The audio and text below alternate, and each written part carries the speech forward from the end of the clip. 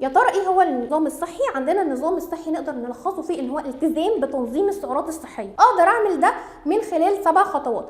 اول خطوات عندنا بتكون ازاي ان انا اعرف نفسي كويس، ان انا اعرف السعرات اللي جسمي محتاجها، ابدا ادرس صحتي كويس واشوف هل انا عندي مشكله بتسبب لي الجوع او بتخليني وزني يزيد.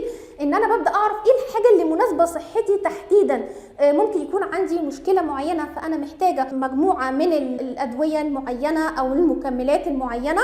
كمان ان انا ببدا ادرس يومي شكله ازاي عشان اشوف ازاي هنظم من خلاله السعرات دي. ببدا اسهل على نفسي الموضوع ده من خلال خامس حاجه ان انا بظبط قائمه المشتريات، وببدا ان انا اشوف ازاي اسهل على نفسي بحلول ابداعيه مناسبه لظروف يومي. اهم نقطه بقى بناخدها بالوقت وهي سابع نقطه، ان انا بعرف بالتقريب السعرات اللي باكلها. انا عارفه يعني كام وجبه باكلهم، فهم دول اللي ببدا اعرف سعراتهم، بحيث ان انا من غير بقى بالورقه والقلم بعرف بالتقريب انا اخدت قد